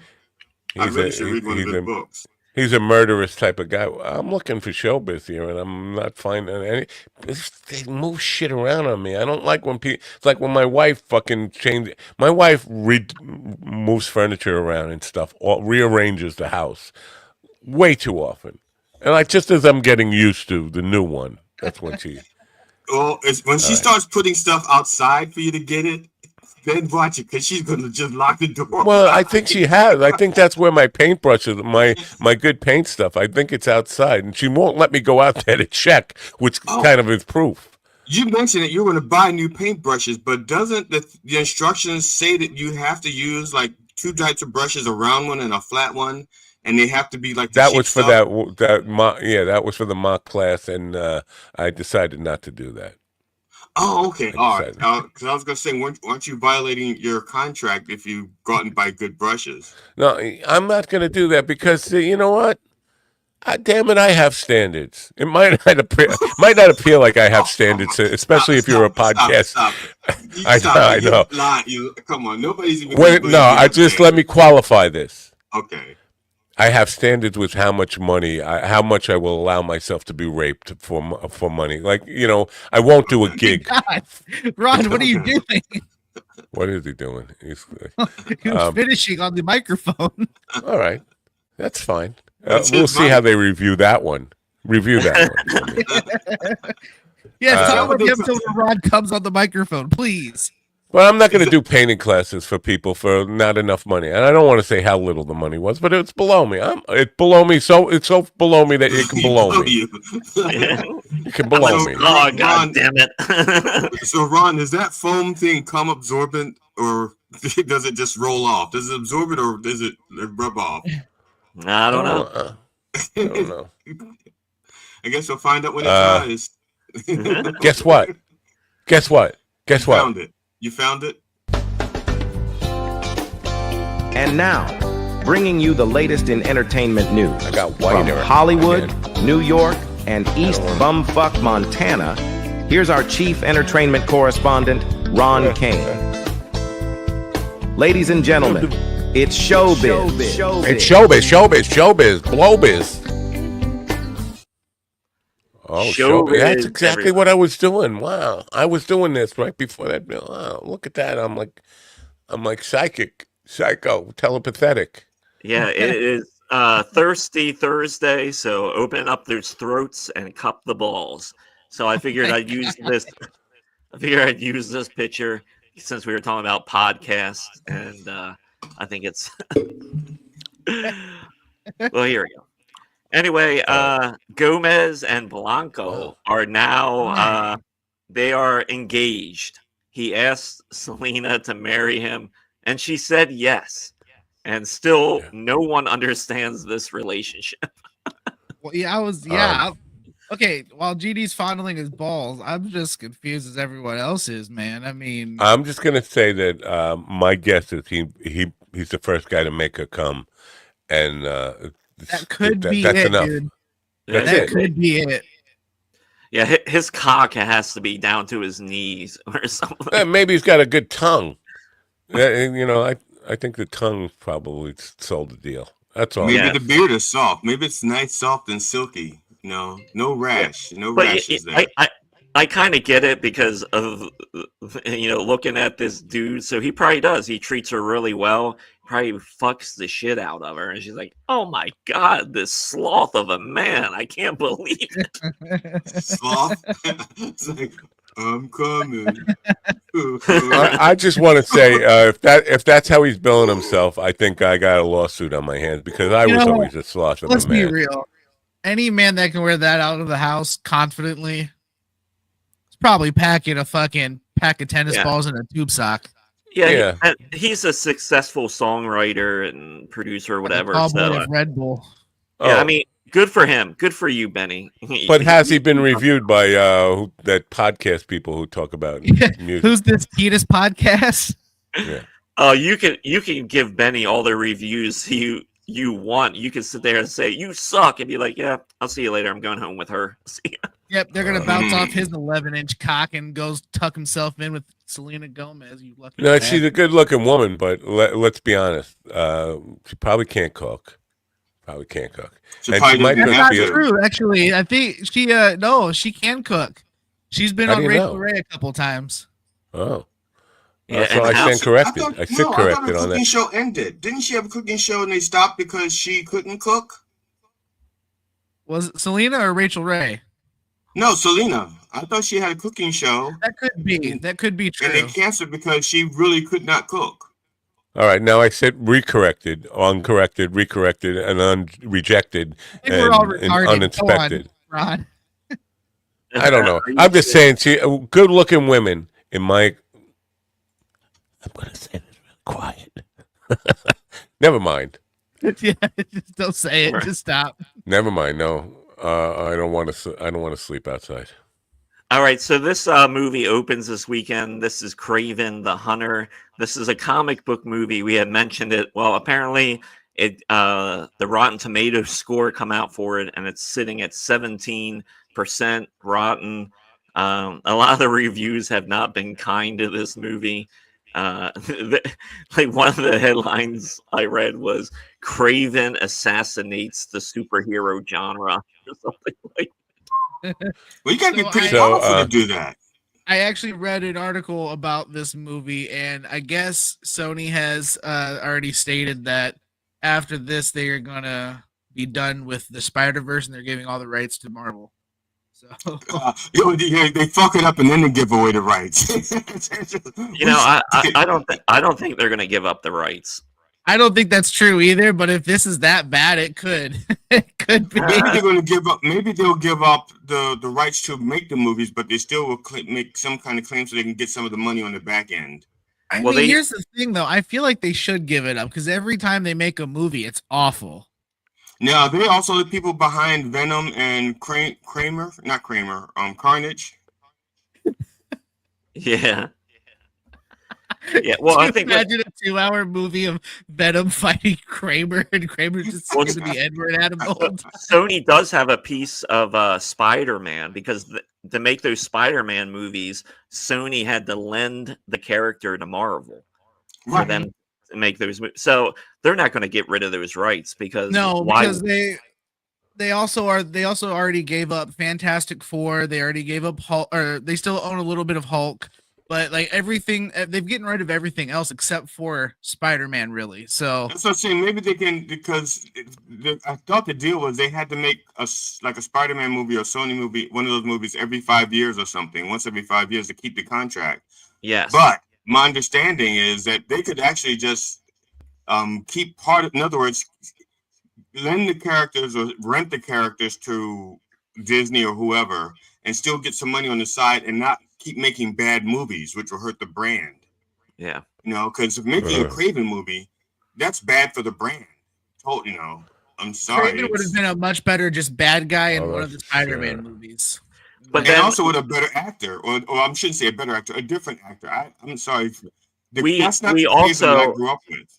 We also don't know either because, this might be getting panned in reviews, but this also could be one of those dumb movies that's actually entertaining because it is bad. Because there was like a year ago, Sony released that movie Madam Web, and a lot of people killed that when it was in the theater, but like it has found success on streaming and shit because people have watched it and they're like, this actually is okay. Is it okay? It's okay for them to watch it for free, just not okay for them to watch it and spend money for it in a theater. Now, so it's that's the way it works. That's the way it works now because it used to be like that back in the day, except you relied on VHS and DVD. So now, back then we called them cult classics. Yes. So there you go. You guys have no chemistry. Yeah. So speaking, we were talking about Joe Rogan. Apparently, Kylie Kelsey's new podcast has dethroned Rogan. What's thrown? You mean he was in the bathroom? He was sitting on the bowl? Because what's that? He was never the number one podcast in the world. Stop it, damn it! I'm sorry. I have to. So anyway, she released one episode and knocked him out of the number one spot. And he was never in the number one spot. Well, he is, according to their numbers. So, no. If you want to listen to the Kylie Kelsey podcast, that's out there. How is she related to the Kelsey brothers? I mean, is she like one of their daughters, one of their wives, one of their girlfriends? She is sister. She's one of the wives. She's what's his name? Is it Jason? Or, well, not the one that's dating Swift, but it's not his wife. No. All right. So you're talking about the Spotify charts. He's number 2 on the Spotify charts because he's not even in the top 100 of the numbers podcasts. And the top 10 of them are like Joe Benigno, Ben Shapiro, all these douchebags. Rogan isn't even in the top 100 of them. She's number 1 on Spotify right now. He's number 2 on Spotify. Wait a minute. Are you telling me that we're lower than Rogan? I think we're about 2 million lower than Rogan, but give or take a few million. Viewers? 2 million spots. Dollars? No, 2 million. 2 million rankings. Like he's 125 according to all pods, and we are 2,125,000. Yeah, but you know what they don't have? They don't have a new fancy sponsor like we do. Step into a world where family dining meets pure fun. Welcome to Minucci's. Imagine a place where your kids can be themselves and you can enjoy meals that won't break the bank. Seriously, $3 meals? Yes, please. Picture this. The atmosphere is buzzing with laughter, and there's a hint of anarchy in the air. Think portals to other dimensions. You'll find delicious, salty food that'll have you coming back for more. And don't worry about your furry friends. Human pets eat free. How cool is that? Every corner of Minucci's is alive with grease pouring from the walls, serving up great food in a family-friendly environment. It's not just a meal, it's an experience. So, what are you waiting for? Grab your family, bring your friends, and dive into the fun. To Minucci's. That's tasty. Minucci. Now, I don't know where you came up with that name, but what's really important to me is where you came up with that music, because I have a feeling YouTube's going to tell me you did it again. No, that's public domain music. All right. So if they do, you should be able to appeal it, and if they did for some reason. Yeah, because that's been shared across platforms with Cap. Yeah, so you're good. You're good. All right. It's not copyrighted music. So Happy Gilmore 2 is currently filming, and I don't know. It doesn't look promising because they're just advertising like all these cameos. So apparently Eminem is going to have a cameo and Happy Gilmore. I told you how bad it was. They sent me a casting call. I was invited to read for that stupid movie. That's how bad it had to be. It has to be. Like they were scraping the barrel. Like, can we get... This movie is going to only appeal to those of us who grew up with one of these being like a staple movie of our childhood. We're going to watch it for nostalgia reasons. It's probably going to be horrible. Let's be real. And also it will be on Netflix, so it will probably be a hit. Like if it was getting released... Yeah. But if it was getting released in the theaters, it would probably be slaughtered. But I think on Netflix, yeah. Wow. It's safe. Okay, as long as it's not coming to theaters, I'm perfectly fine with this now. Now I'm excited about it because I don't have to spend money to see it before or anything. Now I'm really excited. The Madam Web effect. Yes. Yeah. So I think the last story is coming up, and since we were talking about comedy, I had to grab this, and here we go. Fox News Night of Comedy. This is real? This is a real show. Oh my God. Not a celebration of life ceremony. That's hilarious. Jimmy, who's Jimmy Fallon? What's his name? The guy up on top? I don't know him. Jimmy Fallon? I don't know him. You know him? No. I know Adam Carolla, and I've never liked Adam Carolla. Adam Carolla, formerly of The Man Show, who is he's just a dick. But he's like the geekiest fucking loser I know of. Who thinks he's a tough guy. Like he talks about what he was a Golden Gloves boxer or some shit. I just can't believe it. Construction worker. It just doesn't strike me as a manly man. The host of The Man Show seems like the faggiest little sissy waif I've ever seen. And I don't know where he gets this image of himself as being a man's man. I just don't know. I don't think you can say faggiest anymore, though. Yeah, because I think there are people who are more faggotier. No, I didn't say faggoty. I said faggiest. Now there's a difference between faggoty and faggiest, right? No, all of those are terrible. I think there's somebody who's more faggotous than him. Listen, just call him a twink and move on. You have to be a fag like Steven to be all fagged out about this fagginess stuff. I'm just saying that he's not the most. I'm saying there's somebody more. Okay. But no, I'm saying the one who acts like he's a manly, he gets his opinion of himself like he's a tough guy, like a man show guy, you think would be manly, not faggy. He definitely puts on the type of like I'm a man type thing that is somebody who's deeply closeted for sure. You know how much I love NASCAR. Why don't you guys get on my He was yelling. Yeah, he was yelling at his fucking John, you know what? That blowjob I promised you, never happening. Yeah. I hate my voice, but ever since I first saw Adam Carolla, I never liked him because of his voice originally. Yeah, I know. He's just like, I used to be in construction and Golden Gloves boxer, and you know how much I love NASCAR, and you don't get behind my interest because I'm interested in these things, and you people don't support my interest on my own show. I'm trying to create something like Howard Stern had with Robin here, and you guys are just not being my Robin. Holy fuck. So who would that be? Jim Brewer? Jim Brewer's is Robin? Is that? Yeah, it's Goat Boy. No, he has people on his.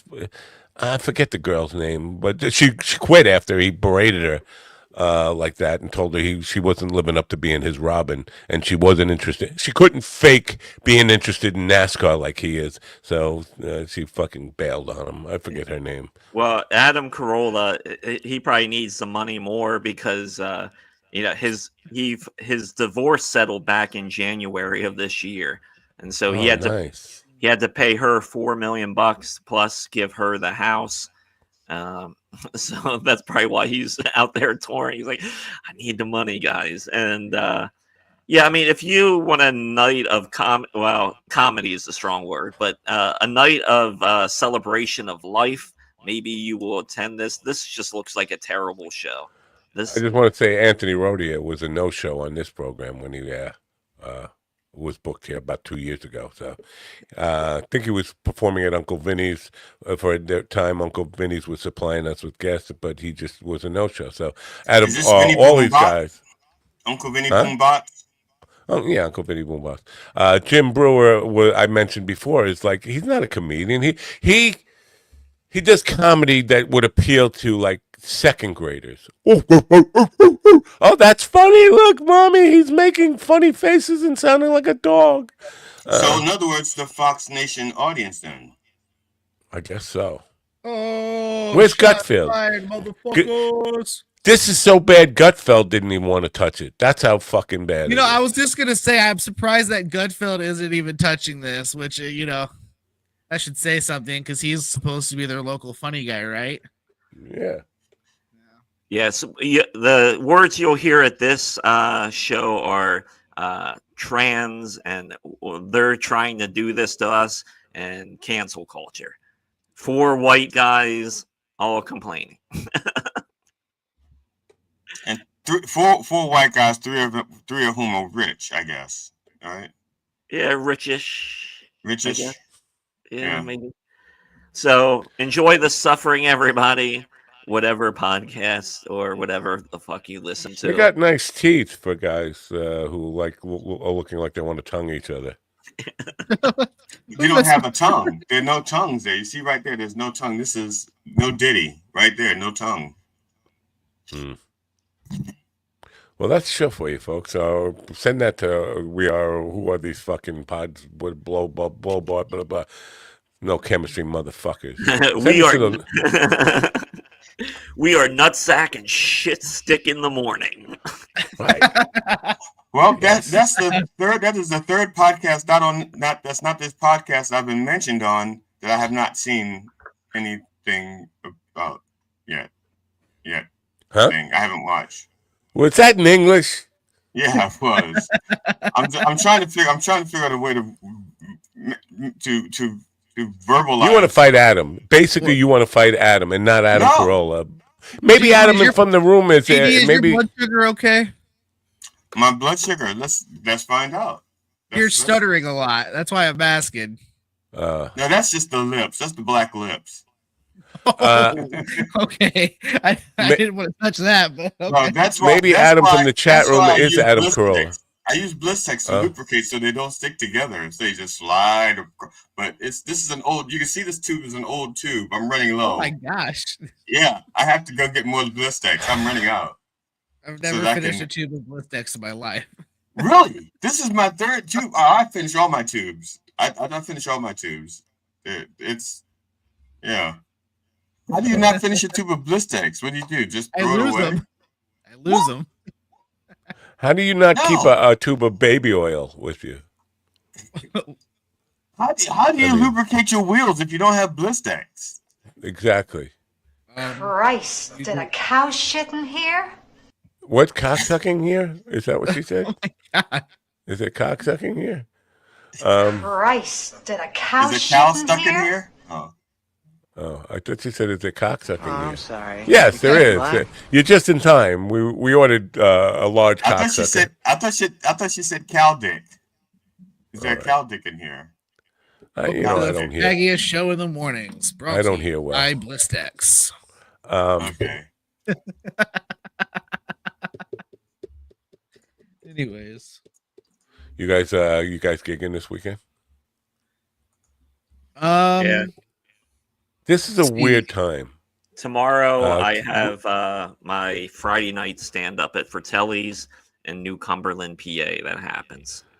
Yeah, that's a restaurant, right? Yeah. Do they have a stage, or is you on the floor? No, I bring the stage, which is my 3x3 stage. Yep. Wow. Which is my 3x3 modular skid. Just enough for you. Are you doing that alone, or is there somebody with you? I mean, no, I have a lineup. It's me, Jeffrey Paul, Casey Nicholson, and Garrett Harvest. Wow. Did you reschedule the one with Sean Savoy that got canceled? Or was that Fratelli? Was that Fratelli's where Sean Savoy's got bumped? No. You don't know what it wasn't Fratelli's, so no, you didn't reschedule it, or both. Neither. No, nothing. No.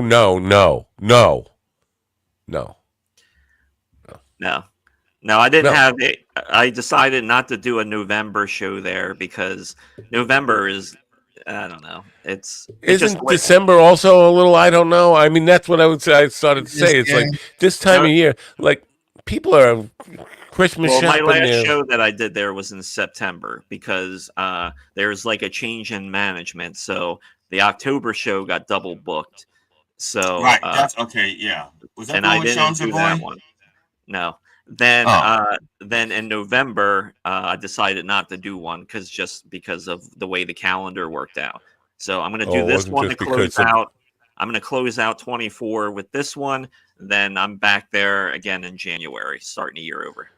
Yeah, I've got nothing this weekend, and then I'm doing a show for a Turnstone Rehabilitation Center on the 18th, and that's how I'm closing out the year. All right, good for you. The rehab center, I like that. That's good for you. Yeah. Actually, what's really cool is check this out. Because it's at a rehab center, they're all picking us up in a short bus. Right. So you're used to that. No, I'm not actually. I'm used to having to figure shit out. So I was like, get a helmet. You should get one of those little helmets so you can wear it on the bus. Well, so the booker works for a handicap transportation place, right? And he was like, "Hey, do you need a ride?" And I was like, "Sure, why not?" Right? Because I don't have a van yet. And so he decided to ask everyone if they needed a ride. So now we're just going to be all picked up in a short bus, and I'm really excited about it. So is this the first gig? Is this the first gig that you've been booked to that you actually have somebody picking you up to drive you to the gig? Yeah. It's not a limo, but you know, hey, you know what? Instead of the limo with champagne, it's a short bus with crayons, and I'm excited. Baby steps, because I'm in 10 years. I've been picked up for a ride, not even by another comedian to come to a show. It's for a rehab facility, and he's going to pull up, and they're going to look at him and go, thank God someone's worse off than we are. Right, exactly, because half of these people are going to be able to walk again when they're done there, and I'm going to be like, hey, fuck all you guys, I'm leaving. Where's my check? No, I'm excited, though. There's they do have some patients that I think are there a little more often than others. So. And if you tip Steven enough, he'll chalk his wheels, and you can just tickle him, and so he can't. Well, if you tip him enough, he'll just fall over. Indeed. Come on. And make sure you stop at Minucci's this weekend. I have to say goodbye to Govs right now. And Goodbye, I'm Govs. sure